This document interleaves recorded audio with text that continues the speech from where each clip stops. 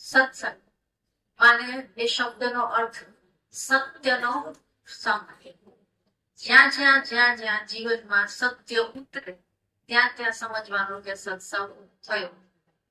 પછી હું કે અન્ય અમે ભગવાનદારી સાધુ સંતો જે તમને પ્રેરણાવાચક શબ્દો કહીએ છીએ એ એટલા માટે છે કે એ અમારી ખેતી છે. અમે આ બી વાવીએ છીએ, બરાબર. આજ જ બધું ઉગી જાય જરૂરી નથી. આજે કાલે પરમ દિવસે આ જન્મમાં આવતા જન્મમાં પણ આ બિયારણ ફેલ નથી થતું એની અમને પાકો અનુભવ છે. આજ નહીં સમજમાં આવે, આજ નહીં જીવનમાં ઉતરે તો કશી ચિંતા નથી.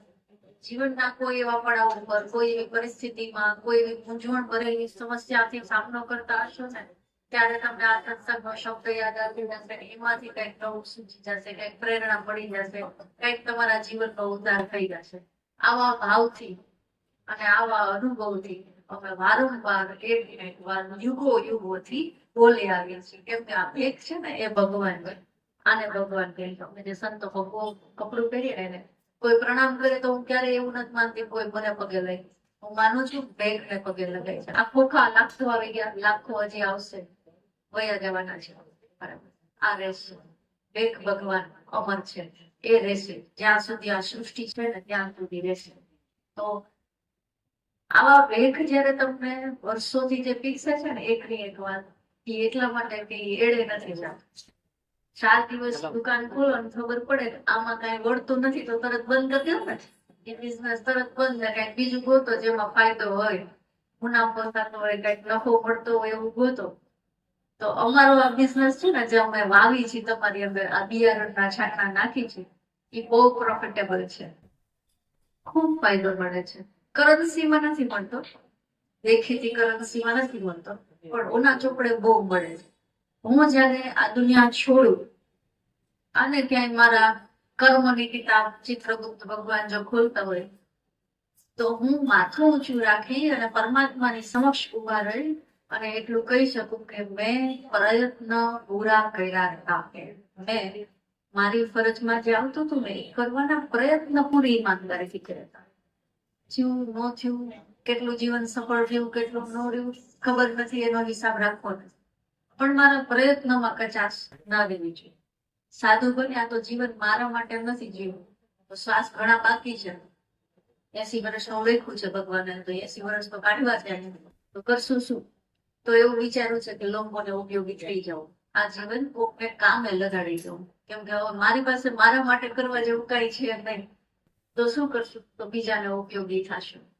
તો બસ એ ભાવના અને એ વિચારથી પ્રેરાઈને આપની સમક્ષ આમ અહીંયા આવી જ રીતે અનેક જગ્યાઓએ જાઉં છું. શક્ય હોય મારા ગુરુ મહારાજ મારી વાણીમાંથી જે કઈ બોલાવે એ બોલું છું અને એમના જ ચરણોમાં પ્રાર્થના કરું છું કે જે કઈ બોલીએ કોઈને ઉપયોગી થઈ જાય તો મારું જીવન સફળ થઈ જાય. જેમ ભરત સાહેબે તમને વાત કરી કે હું સત્સંગની માણસ તો નથી, હું પ્રવચનનું વ્યક્તિ નથી. મને પ્રશ્ન આવે ને એટલે મને જવાબ શું છે, નહીતર હું આમનામ કલાકો બેઠી રહેતી. શરૂઆતમાં આશ્રમમાં કોઈ આવ્યો ને તો આવી દર્શન કરી સામે બેસે, હું આમ જ આવું બોલવાની મને ટેવ નહોતી, હું બહુ ઓછું બોલતી.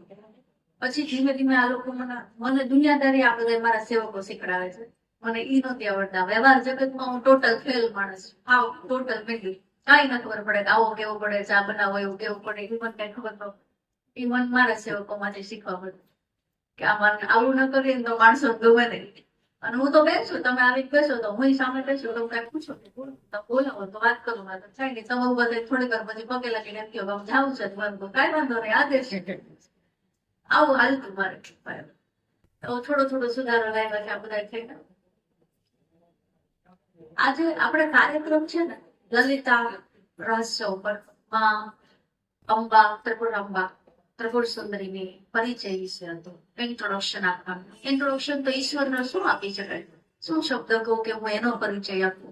કઈ તો એવી ભાષા લઈ આવું કે હું એનો વર્ણન કરી શકું? એ શક્ય નથી, હું સક્ષમ નથી. અને મારી દ્રષ્ટિમાં તો દુનિયામાં કોઈ એવું હયાત સક્ષમ નથી જેમાં ત્રિપુરા સુંદરીનું વર્ણન કરી શકે કે એનો પરિચય આપી શકે. પણ ચાલાવાલા કરીએ. દુનિયાના જેટલા ધર્મો છે ને એ ઈશારાઓ છે, મંજિલ નથી, લક્ષ્ય નથી. લક્ષ્ય સુધી કેવી રીતે પહોંચવું ને એના ઈશારા છે. સાધુ સંત આ બધું કેવું હોય છે, મૂંગાને ગોળ ખાધું અને હવે આખા જગતને કેવું છે, મને તો બહુ મીઠું લાગ્યું, મને ભારે મીઠું લાગ્યું. પણ સ્વાદ કેમ દેવો? હું રસગુલ્લા ખાઈને આવું ને હું વખાણ કરું, રસગુલ્લા બહુ સારા લાગ્યા, બહુ મીઠા, કે તમારા મોઢામાં સ્વાદ આવે? આવે જ નહીં. તો શું કરે? રેસીપી કીધા રાખે કે આવું ભેગું કરજો, આવું ખાઈજો, આનો સ્વાદ બહુ સારો આવશે. આ અમે રેસીપી કઈ રાખી છે. બનાવવું તમારે જાતે પડશે તો જ તમને સ્વાદ આવશે. હું ખાઉં તમને સ્વાદ આવે એવું બનશે નહીં. તો અહીંયા આગળ હું જે વાત કરીશ ને એવી વ્યક્તિ છું કે કર્મને હું માનું છું. બરાબર? આખું જગત કર્મને આધીન છે. ખુદ ઈશ્વર જયારે અહીંયા આવે છે તો એને પણ કર્મને આધીન આવવું પડે છે. રામે વાલીને માર્યો હતો ને તો કૃષ્ણ થઈ અને એને માલકામાં તીર ખાવું જ પડ્યું હતું. એના કર્મનું ફળ તો એને ભોગવવું જ પડ્યું હતું. તો ઈશ્વરને જે નિયમ નથી છોડાતો એ મારાથી તમારાથી છૂટવાનો છે, નહીં છૂટે. તો કર્મને પ્રાધાન્ય આપું છું એટલે હું સાધના સંબંધી વાતો જાજી કરું છું. હું ખાલી પ્રવચન નથી કરતી. અને જે કથાઓ છે એ કથાઓમાં વર્ણન છે એ પ્રેરણા માટે છે. પ્રેરણા તો આપણે લઈએ જ છીએ. નાનપણમાં આપણા દાદીમાં એ જે આપણને માથામાં હાથ ફેરવતા ઘોડામાં ઉડાવી જે વાર્તાઓ કરી ને હજી યાદ છે.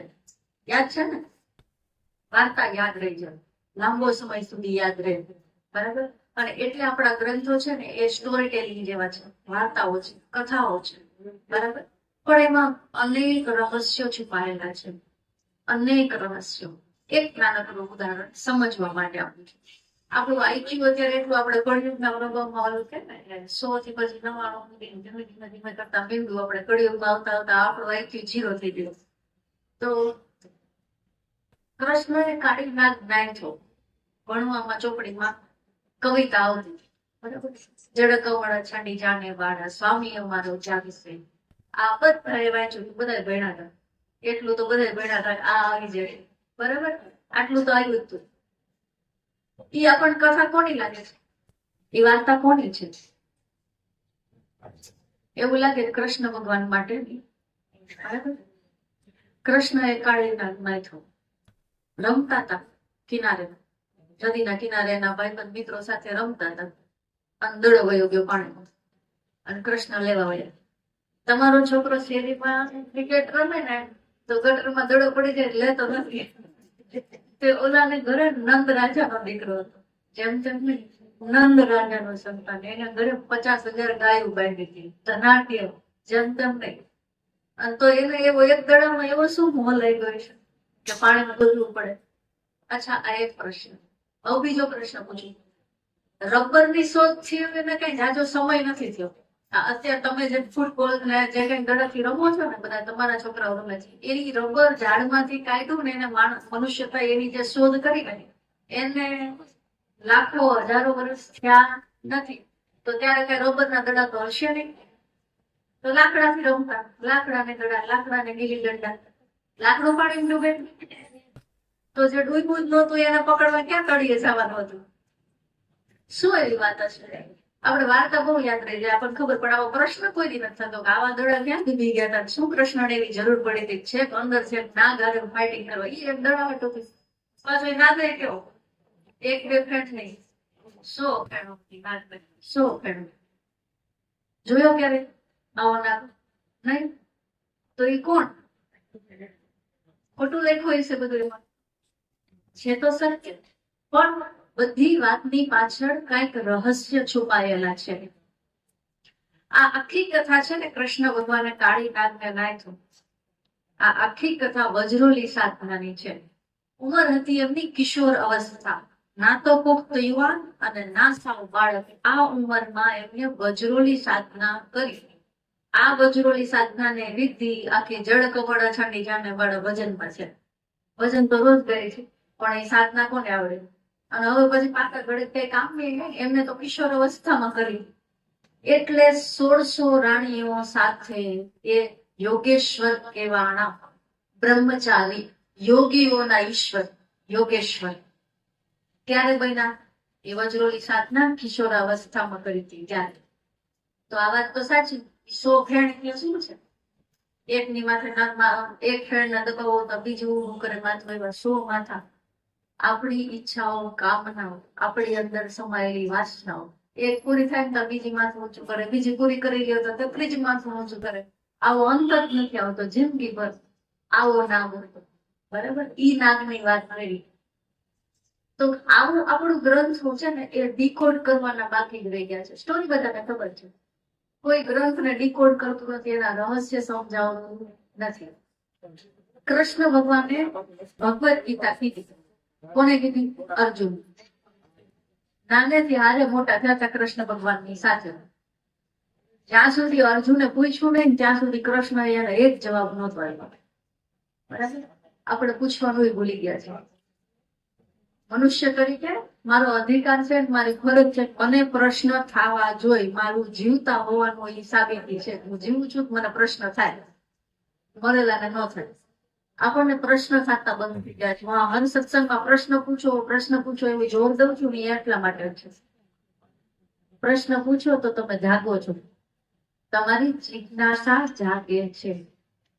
જિજ્ઞાસા જેની જાગતી હોય ને સુધી પહોંચી જિજ્ઞાસુને મળે. શરૂઆત ત્યાંથી છે ને, પહેલું પગથિયું જિજ્ઞાસુ હોવું જોઈએ. ભગવાન કોઈ જાતની જિજ્ઞાસા જ નથી. મને એમ લાગે મને બધી ખબર જ છે, પણ જિજ્ઞાસા જ ન રહે તો પ્રશ્ન નથી તો કોઈ કૃષ્ણ જવાબ આપતો નથી તો કઈ મળતું નથી. અને આ પૂછતા બંધ થઈ ગયા ને એટલે ખબર પડી કે આપણે સાવ ખાલી નામના જ હિન્દુ રહી ગયા. કેવા માટેના હિન્દુ.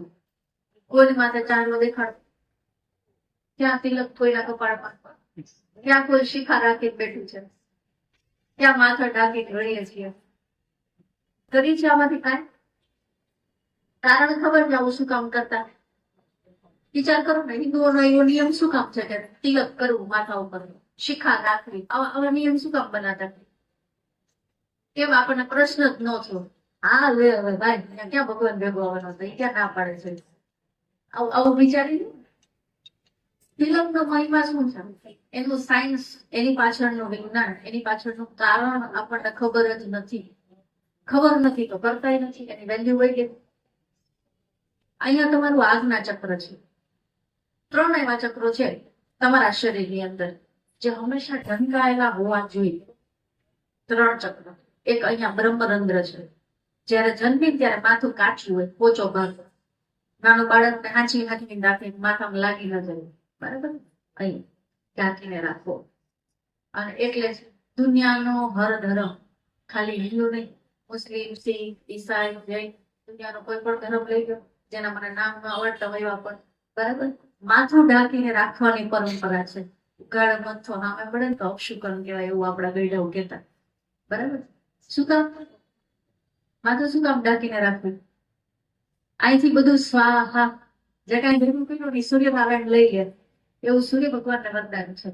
જે ધરતી ખુલ્લી રહી ગઈ, જેમાં તમે કઈ વાયુ નથી, એનું બધું પોષણ તત્વ સૂર્ય ખેંચી લે. અને અહીંયા જ્યાં આવેલું હોય પણ ઢાંકેલું નથી ને, તો એ બધું સૂર્યનારાયણ ખેંચી લે છે.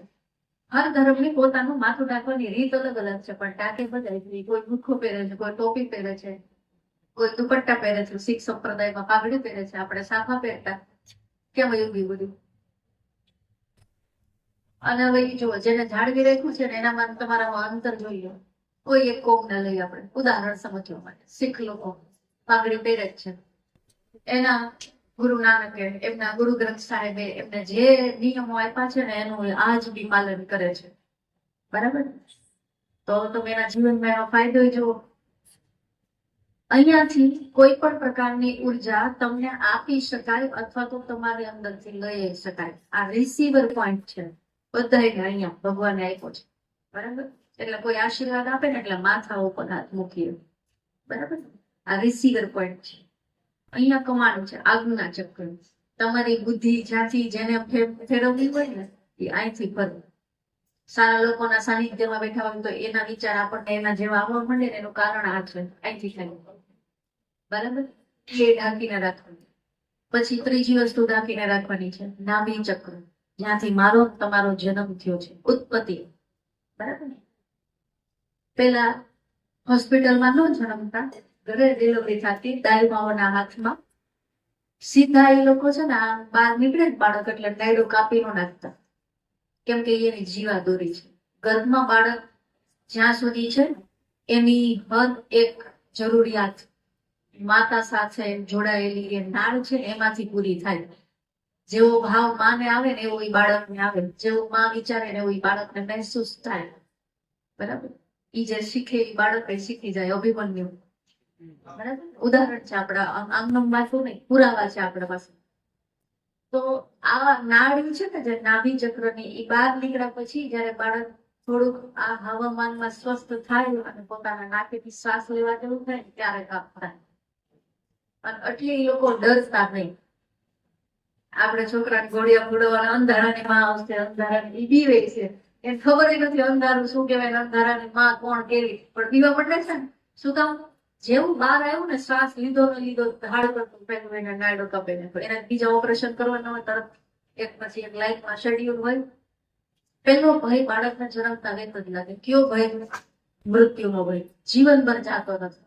મને તમને બધાય છે, ગાડીમાં જતા હોય ને અચાનક આમાં બીજું વાહન આવી જાય, જોરદાર બ્રેક મારો ને એટલે અહીંયા નાભીમાં ફડકો લાગે. આજે લાગે છે, લાગે ને ત્યાં બીક ક્યાં લાગે? બધાને પેટમાં જ લાગે. હજી સુધી કોઈ માથામાં ફડક પડી, હૃદયમાં ફડક પડી એવું થતું નથી. ફડકો બેઠો તમારી નાભીમાં જ લાગશે. તો જેની નાભી ડાકેલી હોય નાભી કસીને બાંધીને રાખતા. હિન્દુ સનાતન ધર્મમાં 4 વર્ણ વ્યવસ્થા છે: બ્રાહ્મણ, ક્ષત્રિય, વૈશ્ય, શૂદ્ર. બરાબર? ધોતી ભલે ટૂંકી પહેરતો હોય પણ માથે ગમછો બાંધેલો હોય અને કમર કસીને બાંધેલી હોય. રાજા હોય તો સોનાનું પહેરશે ભલે, પણ કમર બાંધેલી રહેતી, કમર બંધ. શું કામ? ડરતા નહીં. માથું કપાઈ જતું ને ધડ લડતા. આવા જીવ ત્યારે થતા જયારે નાભી ઢાંકીને રાખતા. આજકાલની ફેશન નાભી દેખાડવાની. બરાબર? ડર જ્યાંથી લાગે છે તમારી બીક તમારા પાડોશીને ખબર પડે કે ને એટલે એ તમને બીવડાવે. હરખા હરખા ઘરમાં બે ભાઈ બહેન હોય ને એને ખબર પડી જાય કે હા આને વંદાથી બીક લાગે છે એટલે બીજો વંદો નીકળે ને ગોતી પાસે લઈ આવે, બીવડાવે. આ નિયમ છે સૃષ્ટિનો. આપણા ઘરેથી જ જોઈ લો. તમારું નાભી ચક્ર ખુલ્લું છે તો દુનિયામાં કોણ નહીં તમને બીવડાવે? નાભી જેને ખુલ્લી રાખીને બેસો છો ભાઈ, કોણ નહીં બીવડાવે? વિશ્વ છે. હું ગર્ભ સંસ્કારના સેમિનાર પણ લેતી. ગર્ભ સંસ્કારથી બાળકો ઉત્પન્ન થાય એવો મારો આગ્રહ હતો, કેમ કે હું માનું છું 20 નીકળે તો આખું પાક સુધરી જાય. બિયારણ પહેલા સુધારવું પડે છે. ગર્ભમાં બાળક 9 મહિનામાં જેવું બનાવવું હોય ને એવું બનશે. જેવું બનાવવું હોય. શીરો તૈયાર થાય ને ગીડો કરવો હોય એટલો થાય. ઉતરી ગયા, પાકી ગયા, ઠંડા થઈ ગયા પછી માથેથી ગમે એટલી ખાંડ નાખો, કડકડ કડકડ તો કરે છે. એમ જિંદગીભર તમે છોકરાઓ ટકટક કરો પણ પછી સુધારા ન આવે. કડકડ કરવાનો કોઈ મતલબ નથી. ગર્ભમાં 9 મહિના એનું આખું ભવિષ્ય લખાઈ જવાનું છે. ધરતી ઉપર આવીને જે જીવશે જેવું જીવશે ને એ ગર્ભમાં લખાઈ જશે. એટલે હું તો મહેનત જાતી ના કરું જ્યાં ફાયદો થાય. પાકા ગળે જડતે કાંઠા ચડતા નથી. બોલું જે આવે છે ને એમાં ધ્યાન દઉં તો એક ઘરે નહીં, ધીમે ધીમે ધીમે ધીમે સમાજ સુધરી જશે. દુનિયા આમ જ બદલે ને. હું મારાથી શરૂઆત કરું, જે સમજદાર છે એ પોતાનાથી શરૂઆત કરશે. બરાબર? અને બાકી નીવ મજબૂત કરી પછી 15 માળની બિલ્ડિંગ બને, 50 માળની બને, પાયો મજબૂત કરી દે. તો આ બીજ છે ને આવનારા બાળકો છે એ આપણો પાયો છે, સમાજનો પાયો છે. એ આગળ જઈને સમાજ બનાવવાના છે. એટલે એના ઉપર મહેનત કરીએ. અને એટલે બાળકને ભગવાનનું સ્વરૂપ કહે છે કે નિર્દોષ છે. તમે અને હું બધા જેમાં ત્યાં રહેવા જેવા. નાભીથી માતા સાથે જોડાયેલા હતા. પેલી ફળક પડી ત્યારથી બીયા તે હજી બીયા જ રાખી છે. મારા જેવું કોઈક આમના કેસરી કલરના કપડા પહેરીને એમ કહે આમ કરું તો ભગવાન તમારી આમ કરશે, આમ કરું તો તમને આમ આપશે. અને આપણે માનવી અને આમ કરતા કરતા આપણા ધર્મની દુર્ગતિ એવી થઈ ગઈ કે બધા એવા એવું વિચારવા માંડ્યા છે બધું કરવાથી જો પાપ જ લાગવાનું હોય તો કઈ કરવું જ નથી, ખોટું પાપમાં પડવું એમ. ભગવાન તમારા અને મારા દુશ્મન નથી.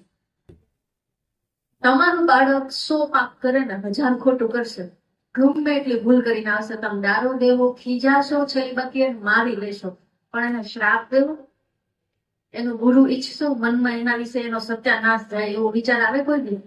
બોલવાનું તો છોડો, મનમાં વિચાર જ કરી શકતા. કરો તમારું છે ને તો મને આખું જગત બનાવ્યું છે, આખું બ્રહ્માંડ નો રચયિતા છે એનું છે. આખું બ્રહ્માંડ એનું છે. એ તમારું ગુરુ શું કામ છે? એને શું પડી? તો પેલું હર હિન્દુએ ભગવાનથી બીક નથી રાખવાનું, ભગવાન સાથે પ્રેમ રાખવાનો છે. આપણે ભગવાનથી બી બહુ ગયા છે, છેટા છેટા જ રહી છે. અને પાસે ન આવે તો સુધરે કેમ? પરિવર્તન જોતું હોય તો નજીક તો જવું પડે ને. તો ભગવાનનો ભય નથી રાખવાનો. અને એ ક્યારે જાય? આ ત્રણ ચક્ર ઢાંકેલા હોય ને ત્યારે. નાભી ઢાંકીને રાખો, તમારું બ્રહ્મરંધ્ર ઢાંકીને રાખો, તમારું આજ્ઞા ચક્ર ઢાંકીને રાખો, અને પછી જુઓ તમારી અંદર પરિવર્તન. અને તમારી આવનારી પેઢીને તમારા ધર્મ વિશે બીજું કાંઈ નહીં તો આટલી જાણકારી તો આપો જ. પણ ખાલી એમ કેવાથી રોજ ચાંદલો કરવો નહીં માને. આ કળિયુગ છે અને અત્યારે બધા ઓમ્બેટ વર્જન આવી ગયા છે.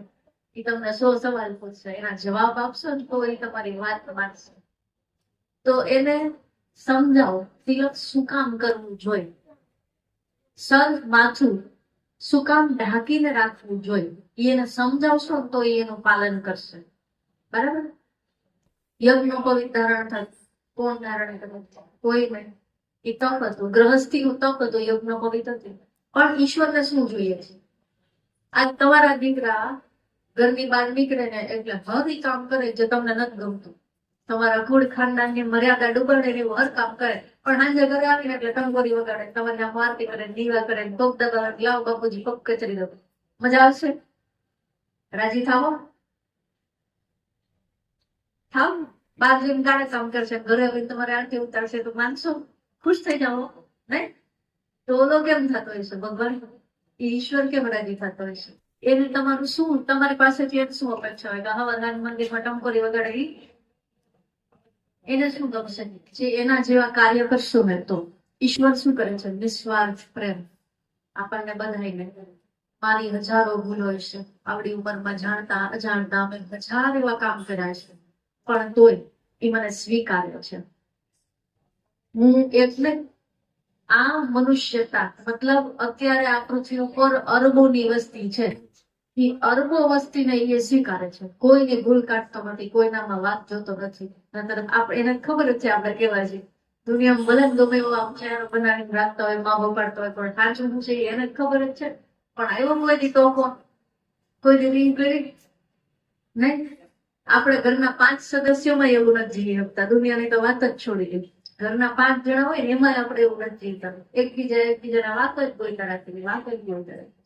તો ઈશ્વર રાજી થાય? ન થાય.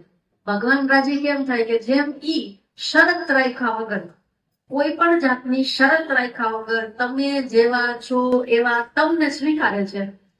તો તમારે આખી દુનિયાને નહીં કાંઈ વાંધો નહીં, પણ તમને આ 5 આંગળીઓમાં એટલે જે 5 પરિવારના સદસ્ય આપ્યા છે ને એને તો સ્વીકારી લો. જેવા કેવા તમારા જ છે, સ્વીકારો તો ભૂલ કાઢવાની બંધ કરી દો. રાજી થશે. આનાથી મોટી બીજી કોઈ પૂજા નથી ભગવાનની. બીજી કોઈ પૂજા નથી આનાથી મોટી. જે જેવું છે ને એને સ્વીકારી લેવું ને એનાથી મોટો બીજો ઈશ્વર કોઈ રાજી કરવાનો કોઈ કિમ્યો નથી. ગ્રહસ્થો માટે સરળમાં સરળ હાથ વગું અત્યારે ગોતવા ગયો એ નહીં મળે, ગહન ગોવિંદો છે. હરિભક્તોને હાથ વગો, પ્રેમ પરખંદો છે. પ્રેમને ઓળખે છે, પરખે છે સારી રીતે. દેખાવ કરે છે કે હૃદયમાંથી છે એને ખબર છે, અને એનાથી જ રીઝે છે. કેમ કે બદલામાં એ તમને એમ જ આપે જ છે. આ પૃથ્વી, વાયુ, અગ્નિ, આકાશ, પાતાળ બધું આપણે વાપરી છીએ બેફામ વાપરી છીએ. એની આ કુદરતની બનાવેલી આ દુનિયાની એની કિંમતી દોલત. કોઈ દિવસ રોકટોક નથી કરતો, કોઈ દિવસ ખીજાવા નથી આવતો, સપનામાં આવીને ત્યારે ડફારા નથી કરતો, પીવડાવતોય નથી. બરાબર? સ્વીકારે છે સહજતાથી. જેવા છીએ ને એવા ખોળે બેસાડે છે. ગમે એટલું ભૂલ કરવાનું, ગમે એટલો પાપીમાં પાપી માણસ હોય, ક્યાંય મંદિરમાં બોર્ડ માર્યું નથી, ખૂન કર્યું હોય તો આવું નહીં, જેલમાં ગયા હોય તો આવું નહીં, કોઈ ચોરી કરી હોય તો મંદિરમાં આવું નહીં, એવું લખ્યું જ નહીં. કોઈ જેવા છો એવા આવો હું સ્વીકારું છું. બરાબર? તો આવો સ્વીકારનો ભાવ લઈ આવો ને તો ભગવાન પ્રસન્ન થાય, તો રાજી થાય, એને ગમશે. કેમ કે મારું બાળક મારા રસ્તા ઉપર હાલે છે, હું જેમ જીવું છું ને એમ મારું સંતાન જીવે છે. આવું થાય ને ત્યારે આપણી છાતી ફૂલાય, આપણા છોકરા ઉપર, આપણા દીકરી ઉપર આપણને ગૌરવ થાય છે. એમ આ દુનિયા બનાવવા વાળાને ત્યારે જ આનંદ થાય, એને રાજીપો ત્યારે જ થાય જયારે આપણે એના જેવા થઈ જાય. મંદિરની અંદર જઈ અને રોવા સિવાય કોઈ કામ કાંઈ કરતું નથી. કોઈ જ નહીં. ફરિયાદ ફરિયાદ તો ફરિયાદ, આ નથી ને ઓલું નથી ને આ કરી દો ઓલું કરી દો ને આ દેજો ને ઓલું દેજો, મારે આટલે માનતાઓ મારી પૂરી નથી કરતા, આ જ કામ. એને કોઈ કરી ફરિયાદ તમે એક દિવસ એમાં અને જો ખરેખર કરીએ કે તો આપણને હામાં થઈ જાય, એટલી આપણી ભૂલ છે. પણ તોય એ ક્યારેય ફરિયાદ નથી કરતો. તો ઈશ્વરનો આવો ગુણ આપણે કેળવી શકીએ કે જેવું જીવન આપ્યું છે મને, જ્યાં છું જેવી સ્થિતિમાં એ મને રાખે છે, ફરિયાદ ન કરું, ખાલી આભાર તો માનું. ક્યારેક મંદિરમાં જઈને હાથ જોડીને કહું કે તે મને બહુ આપ્યું છે, આભાર કરો. જેમ તમારા દીકરા દીકરીઓ, તમારા નાતી, એના છોકરાઓ એના છોકરાઓ તમારી આગળ આવી અને તમને પગે લાગી અને એમ કહે ને કે દાદા આજ માં ગયો તો ને તમારી ઓળખાણ નીકળી, મારું આ કામ થઈ ગયું. દાદીમાં હું આ ગયો તો તમારું નામ લીધું નહીં, તમને ઓળખતા હતા, પછી મને એને આ મદદ કરી, ગર્વ ફૂલ થાય. કોલર હોય ને આમ ઊંચા થઈ જાય, રાજીપો એવડો થાય ને. ગમે કોને ન ગમે આ વાત, ગમશે તો ઓને ઈ ગમશે, એને ઈ ગમશે. આભાર માનો. આપણું સંતાન આપણો આભાર માને. જો હમણાં ફરિયાદ કરે તો ફલાણાને તો એની પપ્પાએ સાયકલ લઈ લીધી તો મને લઈ જ નથી દેતા, તે ઓલા મારે આવી નિશાળે જાય તો આવું સ્કૂલમાં મારે એડમિશન લેવું તો મને નથી લઈ દેતા, મને આવો કંપાસ હોય, રોજ આવું જ કરે. કોઈ દી તમે જે દ્યો છો એ લઈ અને રાજી ન થાય તો તમને ગમશે? તો આપણે શું કરીશું? જે આપણને નથી ગમતું ને એને નથી ગમતું, આપણે હંમેશા ફરિયાદ જ કરી. આપણે કોઈ દી રાજી થઈને એમ જ નથી કહેતા ના બરાબર તે જે આપ્યું નહીં સારું આપ્યું, આવું આપણે કહેતા જ નથી. જેમ આપણું છોકરું ફરિયાદ કરે ને આપણને નથી ગમતું ને, કેમ કેમ કે એને ખબર છે કે આ સાયકલ હું જે ભલે જૂની લાવ્યો છું પણ કેમ લાવ્યો છું, કેમ તને દીધું છે, થાય ને માવતર તરીકે આવવાનું થાય હું કેમ પૂરું પાડું છું તો મને જ ખબર હોય, હું ઘર હલાવું છું. તો ઓલો આખું સંસાર હલાવે છે એને જ ખબર હોય કેમ હલાવતો હોય છે. આ બધું આ 5 જણાની માથાકૂટ નથી સહન થતી, એ તો કરોડોની સહન કરે છે, ઈ જ હલાવે છે આ બધું. તો એ જે દે છે ને મને મારી પાત્રતા પ્રમાણે આપે છે, મારાથી જાજી સમજણ એનામાં છે, મારી યોગ્યતા પ્રમાણે. મારે કઈક જાજુ જોતું હોય તો મારે લાયકાત કેળવવી પડશે. આવું આપણે વિચારતા જ નથી. આપણા માટે ભગવાન એટલે કામ વાળા, નોકરીએ રાખેલા માટે બરાબર સમય પર આવવું, ચીંધેલું કામ બધું કરી જાવું, બદલામાં 4-5 નારિયેળ એકાદ વર્ષે નિવેદ, કાયમ માટે લીગલી મળી જશે એનો પગાર, અને પછી આખા વર્ષ માટે હું જે કામ કહું એ કરી લેવાનું. તમે કોઈ દી એમને જોયા? તમે છોકરાઓને શીખડાવો છો શું ખબર? આજ પરીક્ષા છે, પગે લાગીને જાય છે, આવું આટલું જ. કામ હોય ત્યારે મંદિરે જવું, કામ હોય ત્યારે ભગવાન પાસે જવું. એમને જાય તો આજુબાજુના એમ કે રોજ શું ક્યાં જવું હોય? રોજ આશ્રમે જાવ એટલે પાડોશી તો ખુશ કરવા પડે, ત્યાં રોજ આશ્રમે શું કરવું?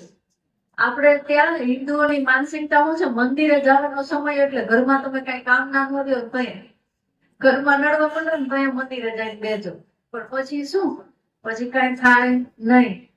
સમય વહી ગયા પછી કોઈ વસ્તુ કામની રહેતી નથી. સોનાની થાળીમાં પીરસેલું અનાજ પણ અમુક કલાક વહી જાય ને એટલે સડી જાય ને પછી આપણે ખાતા નથી, થાળી ભલે સોનાની હતી.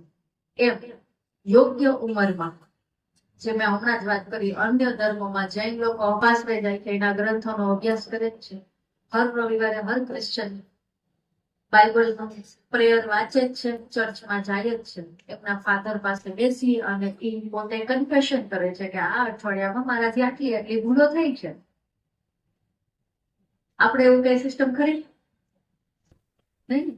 આપણે જજ કરવા માંડીએ, આપણે એટલે જ બધું છુપાવીને રાખીએ છીએ. મારી ખામીઓ હું બતાવીને રાજી નથી, હું છુપાવું છું. શું કામ? તરત જ બધા ડિસાઈડ કરે અરે તું તો ખોટો સિક્કો નકામો, કઈ કામના નથી, આનામાં કઈ છે નહીં. આવું આપણા આ શબ્દો છે, આપણા જ શબ્દો છે. હું આવું સાંભળતી હોય બધા પાસે. તો કોઈ સ્વીકારશે કેમ? પછી પાછો હું આગ્રહ રાખું સાચું બોલવાનું, સત્યમ વદ. પણ ક્યાંથી કોણ બોલશે? સ્વીકારો તો ખરા. કોઈ બોલે તો સ્વીકારે તો દો. સાચું બોલી અને તમારો બાળક એમ કે આજ મેં મારા બાજુ વાળાને માર્યું, મારી બાજુમાં છોકરો બેઠો તો એની પેન્સિલ હું છાનખૂણો લઈને ઘરે આવ્યો છું, તો તમે એને 2 ફડાકા મારવાની બદલે પ્રેમથી સમજાવો અને સ્વીકારો. તમે નથી સ્વીકારતા ને એટલે પ્રેશર બાળકો ઉપર આવે છે. મારું સમાજમાં નામ શું રહેશે, મારી આબરૂ વહી જશે. આ પ્રેશર થી તમારા પોતાના સંતાન, તમારું જ અંશ તમારી પાસે આવીને ખુલી બોલી ન શકતું, વાત નથી કરી શકતા તમારી આગળ. કરે છે કેમ? એવું વાતાવરણ આપણે આપ્યું જ નથી. સામે મંદિરે જવું, ધર્મગુરુઓ પાસે જવું, જ્યાં જઈ અને વાત કરે તો એને સાચો રસ્તો મળે. તો આપણે એવું વિચાર્યું કે તો ગટપણમાં જવાય કે રોજ થોડું મંદિરે જવાય.